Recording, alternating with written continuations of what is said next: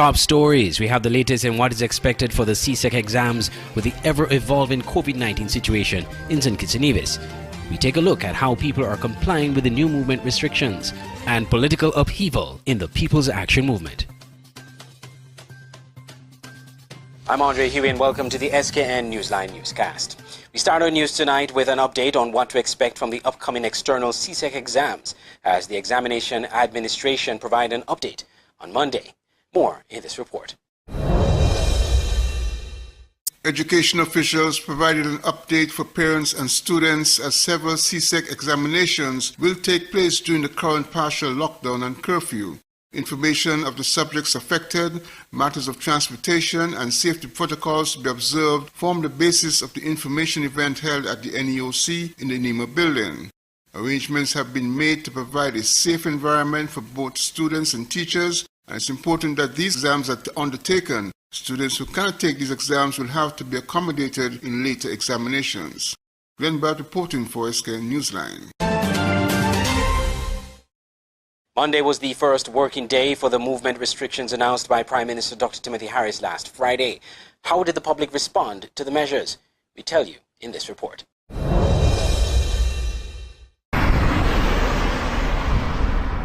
It's Monday morning in the capital city of Bastia, the first working day after Prime Minister Dr. Timothy Harris would have announced the lockdown measures or the partial lockdown measures that were announced on Friday. Now, essentially, what that means is that there's restriction of movement throughout for the next 2 weeks throughout the country in a bid, the government's bid to stem the spread of the coronavirus. Now, that means only essential workers are allowed to move around, or persons can move around if they need to acquire or to access services from any of the essential services. So whether you're going to the supermarket to get food, you're going to any of the financial institutions, or to the hospital, or to the clinic to get vaccinated, that's the only time they'll be allowed to actually move about. Now, from the looks of things, just from the observation coming from the eastern end of the island, coming into town, from our observation, it seems as if most people have complied with the measures that have been implemented by the government. Meaning, we've seen very few people on the road, very few vehicles on the road.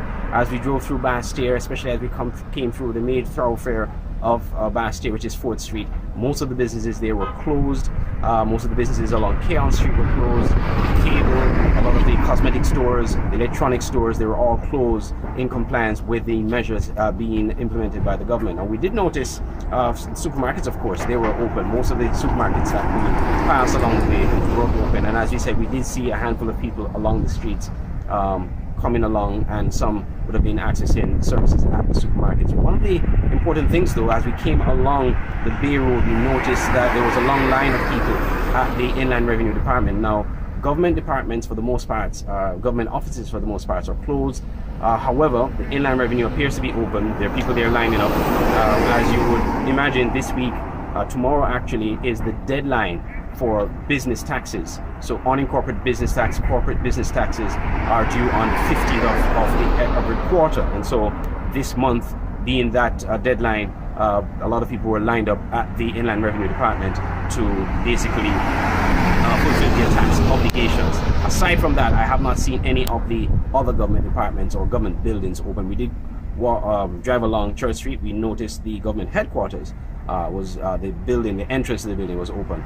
But most government offices, based on the mandate from the government, are closed for the next 2 weeks. We'll continue to monitor the situation to see whether or not the responses we've seen today will continue for most of the rest of the 2 weeks. But we will see what will happen and continue to monitor to see if this will help to decrease the number of cases of coronavirus here in St. Kitts and Nevis.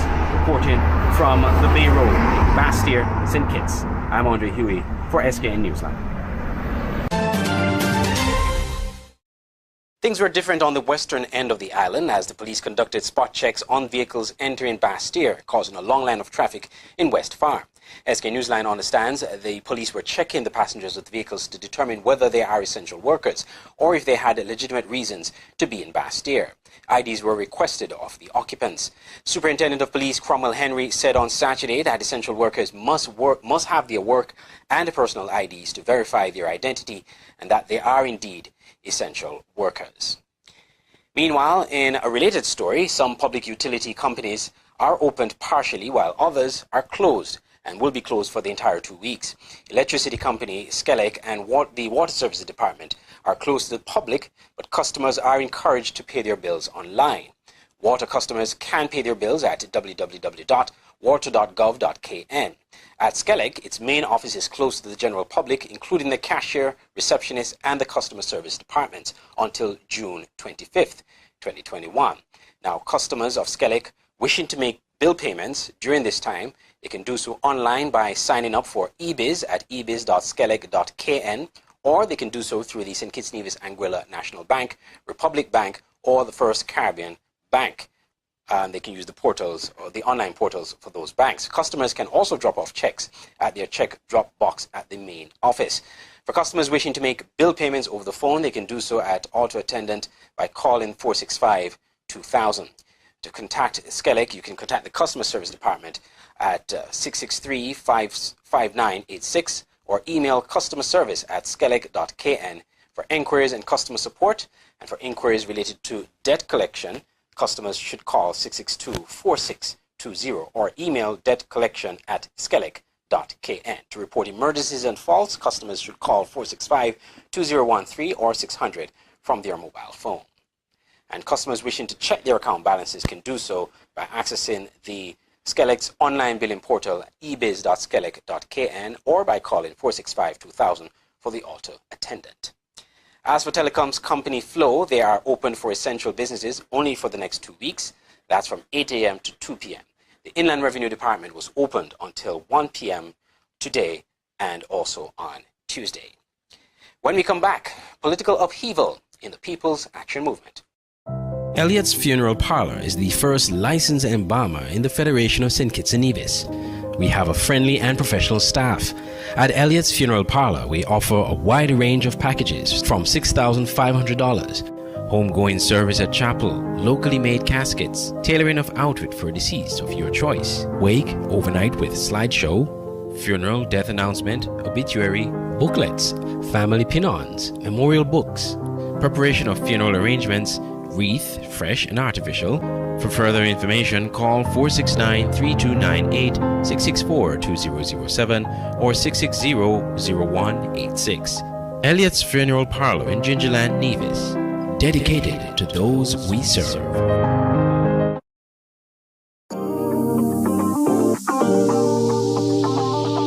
I need some veggies for dinner. Let me just check the amount of sodium in this can. Oh no, this is too much. Let me try our next option. They did say it's healthy to consume less salt. This is much better. I am salt smart.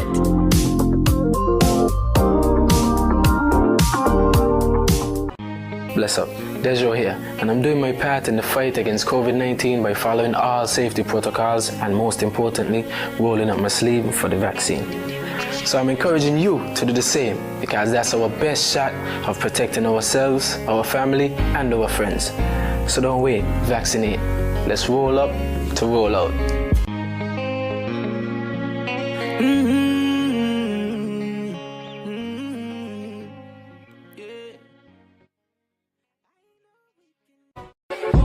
Auto Plus Car Wash, located on the College Street Gut, Bastyr, St. Kitts. Bring your car to Auto Plus Car Wash to remove water stains, wiper marks. Get your doors, roof panel cleaned, seat floor mats, buffing, headlights, and engine wash. You get quality service at the best price at Auto Plus Car Wash. They really care for your car. Call 765-5140 or visit them on the College Street Gut, Bastyr, St. Kitts. Auto Plus Car Wash, where the service is number one.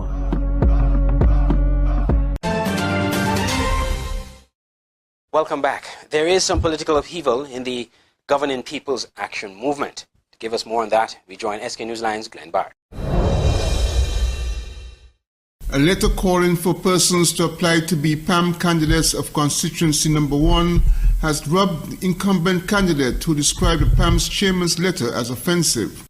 According to the PAM letter written by John L. Powell, chairman of the People's Action Movement, The seat for constituency number 1 is vacant, but the incumbent PAM candidate Ian Patches Liburd wrote that there was no discussion about constituency number 1 candidacy between the PAM executive and himself.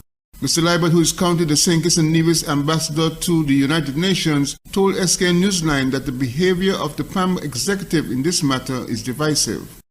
The conduct is not only offensive, it is divisive as well as destructive. And I said, no doubt will undermine the support that PAM gained, the PAM party gained under my leadership in constituency number 1. So the point I'm making, I have not stated that I will exit the political arena, and I cannot exit it now when so many of my own constituents are suffering.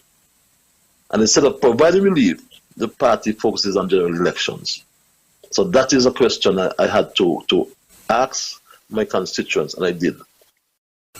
Were there any signs that they were dissatisfied with you? Or, I mean, you had an excellent performance. Well, I heard a certain revelation at the PAM annual convention. I think it was in April this year, right? And I did not even repeat it, right? But I see it as just being plain disrespectful. I see it as somewhat nescient, because if you understand politics, it's better to have somebody under the tent than outside the tent. And this clearly is putting someone outside the tent. And so I consider that naive in the context of politics, because I don't speak about myself, you just said it. I believe I performed well, right? There's always room for improvement, So then, having done so, and you go on public an announcement like that, it speaks volumes of the character of the men you're dealing with. Skn Newsline contacted PAM's chairman, a current minister in the Team Unity government of St. Kitts and Nevis, who indicated he could not comment as he was in cabinet meetings. However, a look at the PAM's public letter to the constituents of East Bastia, there seems to be some concern about representation, although Mr. Liburd had been the best performing candidate at the polls in decades. Nevertheless, PAM Chairman Powell points to the need for choices in his letter to constituency number 1. He wrote, quote, "High-quality candidates for office are an essential ingredient for an effective democracy. It is critical that we maintain a strong democracy by ensuring that our electorate has quality choices when it is ready to exercise their franchise." End quote. Skn Newsline will continue to follow developments in this matter. Glenn Bart reporting for Skn Newsline. Nevis Premier Mark Brantley is taking a different approach to movement restrictions announced by the federal government. While on St. Kitts, when non-essential businesses and government are closed, on Nevis, it's a different story. They remain open. The Premier gives reasons for his approach in this report. While Nevis will follow some of the recently announced movement restrictions by Prime Minister Dr. Timothy Harris on Friday, government offices on the island will remain open, announced Premier Mark Brantley. He also announced a restriction on ferry travel between Nevis and St. Kitts. In an address on Saturday, Premier Brantley noted that based on the evidence, it appears most of the announced increases in COVID-19 cases in the country are localized on St. Kitts. And while he empathizes with St. Kitts, the Premier noted that Nevis would only adopt some of the measures announced by the Prime Minister. Hence, government offices on the island will remain open. My government has demonstrated that it recognizes and supports the position that we are all in this together. But in all that we do, we must not lose sight of the fact that I and my cabinet were put here by the will of Almighty God and by the people of Nevis to serve them to the best of our ability. Serving them means listening to them and seeking to make decisions which are in their best interests while not harming the national interests. To this end, and after careful deliberations, I have advised the Honourable Prime Minister that government offices and businesses on Nevis shall remain open, provided that all protocols as to mask wearing, physical distancing, and hand sanitizing are in place. All workers then should report to work on time and wearing their masks. It will be for the individual businesses to determine how best to schedule their workers to ensure the overall objective of keeping Nevis safe. Our small business sector has been the hardest hit by this COVID-19 pandemic, and I'm fearful that if forced to close now when there are no COVID cases in Nevis, many may never reopen. The Premier, however, noted that most of the measures will be implemented on Nevis. As for the other measures announced by the Honourable Prime Minister, those will be enforced in Nevis in their full rigour.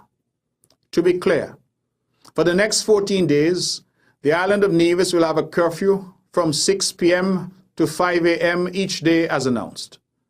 For the next 14 days, there will be no mass gatherings allowed, meaning no parties or fetes or large gatherings of any kind.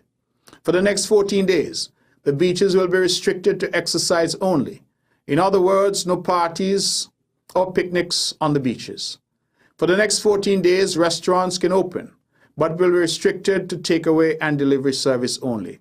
This, of course, does not apply to restaurants and hotels catering for their in-house guests. For the next 14 days, businesses should encourage workers to work from home where possible. For the next 14 days, gaming establishments will be closed. For the next 14 days, buses will continue to operate at 50% capacity with adequate physical distancing and mandatory mask wearing and hand sanitizing on board. Our police and authorities will issue tickets and summonses where necessary for those who refuse to abide by the restrictions. He also explained the restrictions on ferry services and encouraged Nevisians to travel to St. Kitts only if necessary. If you have no urgent need to move between St. Kitts and Nevis, then please do not attempt to do so. I am pleased to report tonight that the chairman of NASPA has advised that all ferries have voluntarily decided to suspend their services. However, West Agency has agreed to do a single round trip in the morning and one in the evening via MV Mark Twain, but restricted only to essential travelers. The water taxis equally have voluntarily decided to suspend their services except for charters. I thank all the ferry and water taxi owners and operators for this patriotic gesture on their part to keep us all safe and prevent the spread of this deadly disease. Premier Bradley used the opportunity to encourage Nevisians to vaccinate. As of Friday, he said 4,855 persons on Nevis had received a first dose of the COVID-19 vaccine and some 2,632 persons were fully vaccinated. I'm Andre Huey reporting for Skn Newsline. Some churches on Sunday did not have services while others met virtually as the new restrictive measures prohibits mass gathering. Churches in the country are required to host services virtually for the next 2 weeks as part of the measures implemented in the government-mandated partial lockdown. The two leading faith-based associations in St. Kitts have pledged full cooperation with the government as it rolls out more stringent protective actions to flatten the curve of the second wave of COVID-19. Reverend Canon Dwayne Cassius spoke on behalf of the St. Kitts Christian Council and the St. Kitts Evangelical Association at Saturday's National Emergency Operations Center NEOC COVID-19 briefing. He said the church would do its part in its national effort. Any nation, any country, no matter the differences that make up our nation, nevertheless, we believe that we all share that common goal. And the common goal is to get rid of or to minimize COVID-19 as much as possible. For us as a church, we have done our part. Since last year, we've heard several times of the church to some extent taking the initiative in closing our buildings. And I want to emphasize and say here that closing of buildings is not the closing of church. And for all who profess and claim to be Christians, I believe we should understand this. We have heard and we have said again and again, the church is not the building. And so if we truly believe that the church is the people of God, then the truth is the church has never been closed. And so I want to encourage all of us as Christians, as believers, to truly look deep within ourselves. Remember the faith that we hold and that we proclaim. Prime Minister Dr. Timothy Harris, in a national address on Friday, announced an extension of curfew hours from 6 p.m. to 5 a.m. for the next 14 days, beginning on Saturday. Additionally, all non-essential businesses will have to function remotely or cease operations if this cannot be done. Special considerations will be considered by the Commissioner of Police. Dr. Harris also announced that no street vending will be permitted, restaurants will cease in-person dining but can offer takeaway options, while mass events are not permitted. The latter affects the hosting of church services over the next 2 weeks in the first instance. Congregational services are not permitted, thereby minimizing the spread of the virus. Andre Huey, Skn Newsline. Chief of Staff at the JNF Hospital, Dr. Cameron Wilkinson, is urging persons to stay home in a bid to help stop the spread of the coronavirus. Skn Newsline's Jacinthia Teixeira reports.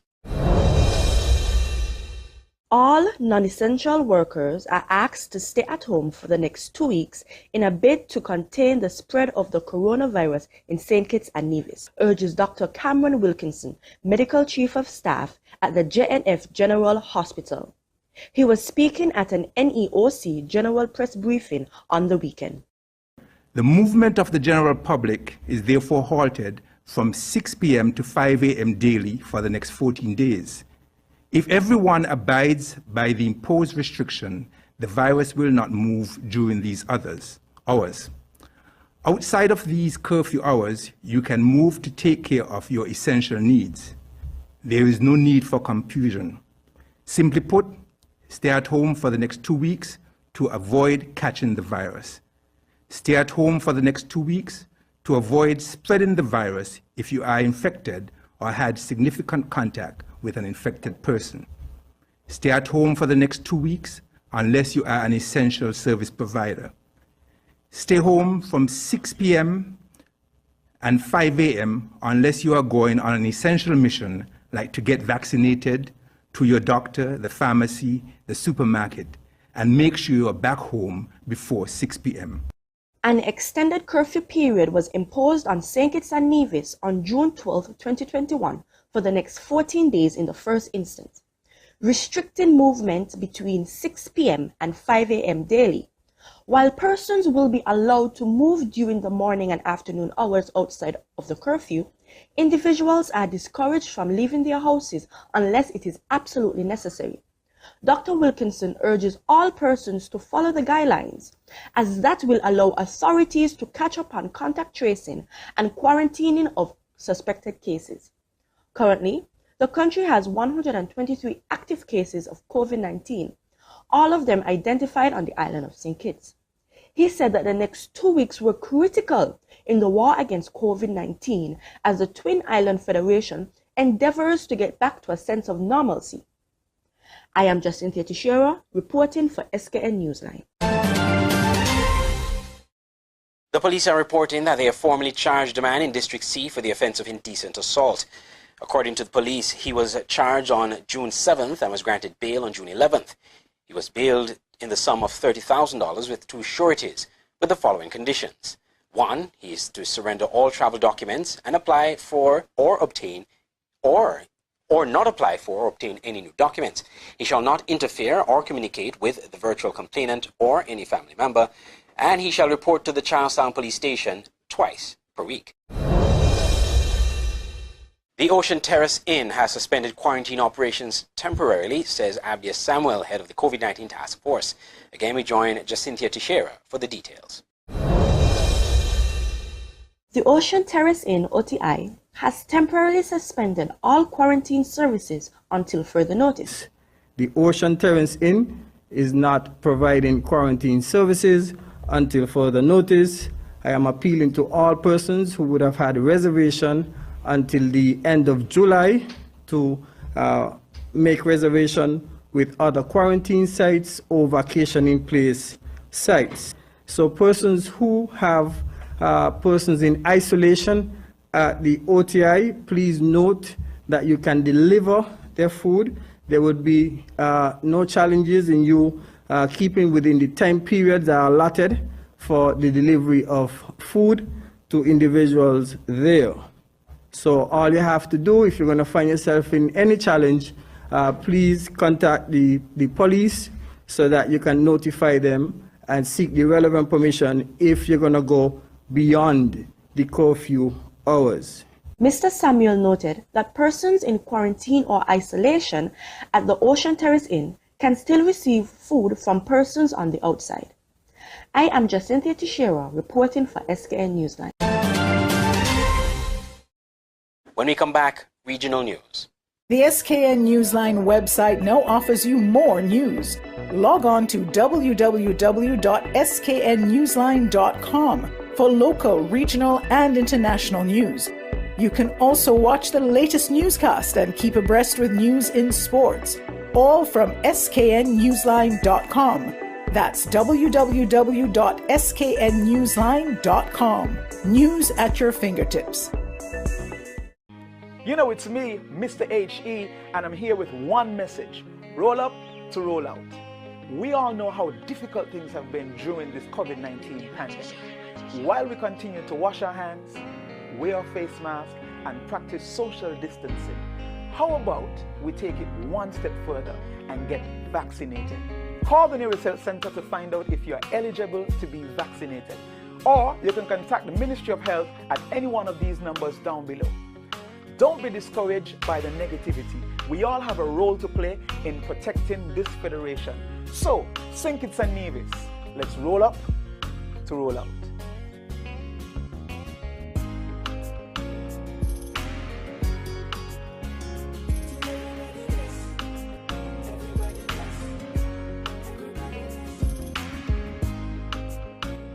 Stay abreast with news on St. Martin with SMN News. Visit www.smn-news.com for up-to-date news, scoops, opinions, and hard-hitting facts. SMN News, we tell it like it is. Visit our website www.smn-news.com. It's the new and improved Skn Newsline Android mobile app. With the Skn Newsline app, you can watch your news reports, the Skn Newsline Newscast, sports, special features, and so much more. You can also send us a WhatsApp or call us directly. Go in the Google Play Store, search Skn Newsline, and download the app today. The Skn Newsline mobile app. News on the go.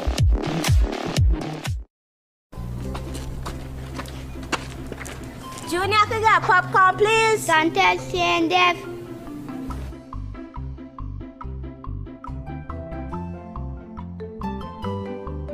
Want to plead?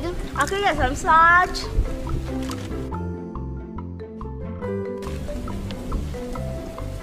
More, please.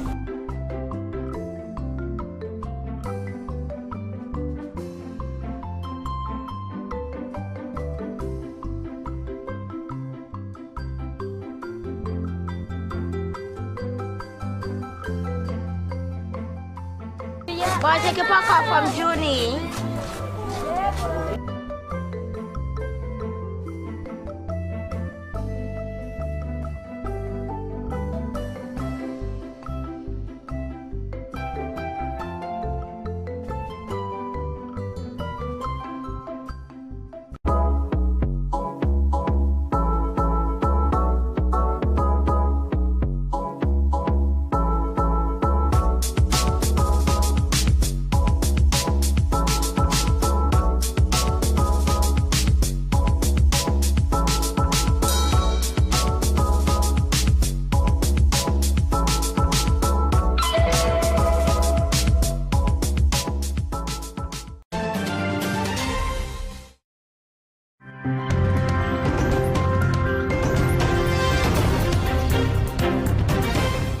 Welcome back.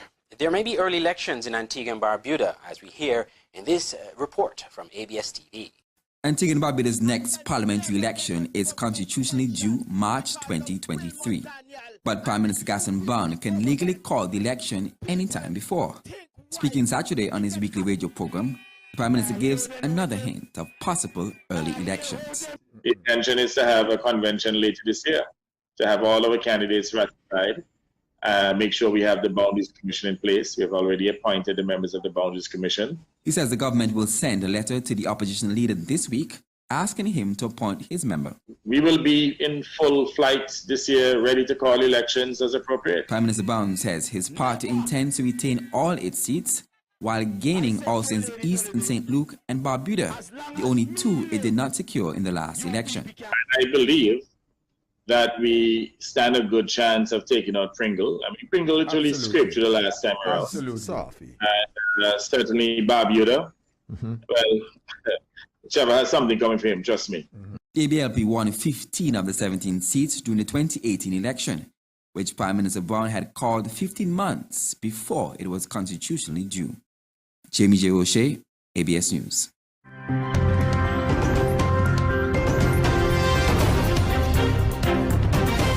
G7 leaders say 2021 is a turning point for our planet. They're now finished with the summit in Cornwall in southwest England. They agreed on new targets to tackle climate change, including slashing greenhouse gas emissions and financing green transition for poor nations. Al Jazeera reports. They made bold-sounding commitments on carbon emissions and the environment, but with the consumption of fossil fuels just getting around at this summit, you'd think G7 leaders were here to support climate change rather than defeat it. Tackling climate change is now as much a political and communications challenge as it is a scientific or technological one. We have the skills to address it in time. All we need is the global will to do so. UK host Boris Johnson hailed the G7's fantastic achievements. They all made significant steps forward towards the $100 billion we're going to need by COP to support the developing world in tackling climate change. Surprise! Surprise! G7, tell lies! Campaigners and protesters, though, complained of a lack of ambition ahead of November's climate change summit in Glasgow. If we look at the $100 billion commitment around climate financing, that was committed 2009, and here we are 12 years later, we still haven't seen it being delivered. Appearances are everything on these occasions. The leaders looked at ease with one another, united in the face of global crisis. But friction and disappointments lurked beneath. There was tension between the UK and EU leaders over a post-Brexit trade deal. Invited delegations here, India and South Africa, will have hoped to see more movement towards lifting vaccine patents. And host Boris Johnson will have wanted to actually raise the billion doses promised to be donated to poorer countries, rather than falling well short in the end. The final summit communique revealing that G7 countries have just 870 million doses to give away over the next 12 months. The summit's achievements not quite so fantastic, viewed from the global south. There are 2.5 billion excess doses that they have mustered for themselves.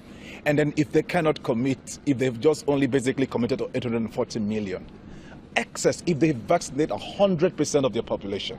So the question is, does that sound urgent to you? Does that sound urgent to anybody else? The G7 did, however, signal the return of US global leadership. America is back in the business of leading the world alongside nations who share our most deeply held values. Joe Biden stopped off at Windsor Castle for tea with the Queen before meeting NATO allies in Brussels and Russian President Vladimir Putin in Geneva later this week. Jonah Hull, Al Jazeera, Cornwall.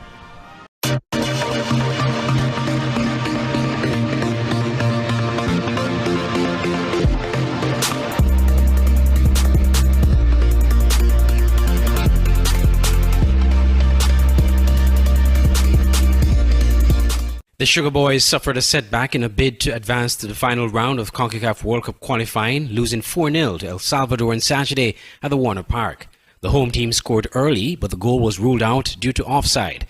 Immediately from that play, El Salvador took the lead from a corner in the 3rd minute with a goal from talisman David Rugamas. Poor marking led to a second goal in the 20th minute when Joe Perez found the back of the net from a low cross in the danger area. The score was shot up to 3-0 before halftime when Rugamas again found a third goal in the 27th minute. due to defensive errors. St. Kitts and Nevis came out a bit better in the second half, but still succumbed to a fourth goal from the penalty spot when D. Seren scored in the 64th minute. Rising star from Old Road Jets, Tiquani Williams, came on in the dying moments of the game and missed a gilded chance from a beautiful, well-timed cross from Keith Roy Freeman, booting the ball over the crossbar.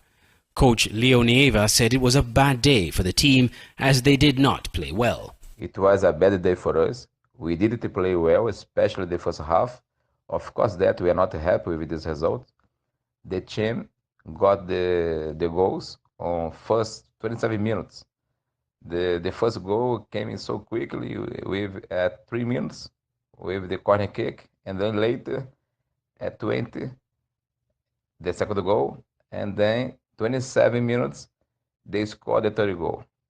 We did not expect that, especially the first goal with only 3 minutes.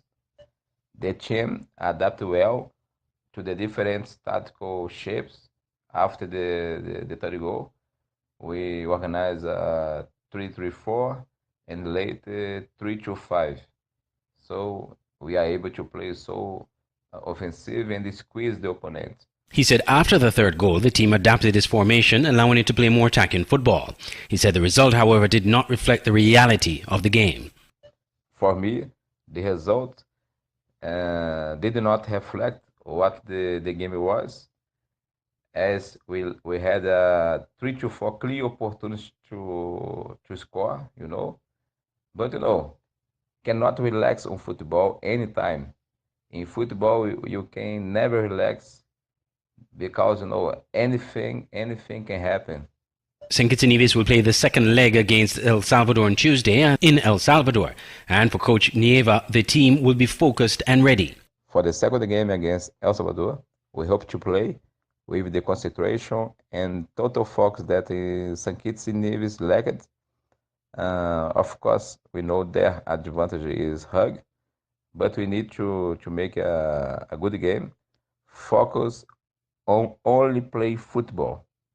Forget about everything and just put the focus on football, on the field. The Sugar Boys will need to score 5 goals to stand a chance to progress to the next round of the qualifiers. In other sports news, South Africa ramped up the first test against West Indies in St. Lucia, winning by an innings and 63 runs before lunch on the third day to take an unassailable lead in the 2-match series. West Indies lost 6-65 in an extended session on Saturday to stumble to a 6th innings defeat in 253 matches at home. The scores: South Africa 322 and West Indies 97 and 162. The number 3 seed in the Eastern Conference, the Milwaukee Bucks, defeated the number 2 seed Brooklyn Nets 107-96 on Sunday in Game 4. Chris Middleton added 19 points and 8 assists for the Bucks in the victory, while Kevin Durant tallied 28 points, 13 rebounds, and 5 assists for the Nets in the losing effort. The big talking point from that match is the injury to Kyrie Irving. The best-of-7 series is now tied 2-2. In the other matchup, Chris Paul recorded 37 points, 14 from 19 field goal attempts, and 7 assists for the number 2 seed Phoenix Suns to defeat the number 3 Denver Nuggets in the Western Conference to win that series with a sweep, 125-118. Devin Booker added 34 points and 11 rebounds for the Suns in the victory, while Will Barton tallied 25 points and 5 rebounds for the Nuggets in the losing effort. The Suns have now closed out this best-of-7 series and will advance to the Western Conference Finals for the first time since 2010, facing the winner of the Utah Jazz LA Clippers series. Utah currently leads that series 2-1. This has been the Skn Newsline Newscast. I'm Andre Huey. Thank you for watching. You can get more news by visiting our website at www.sknewsline.com. From all of us here at Channel 95 and Skn Newsline, thank you for watching.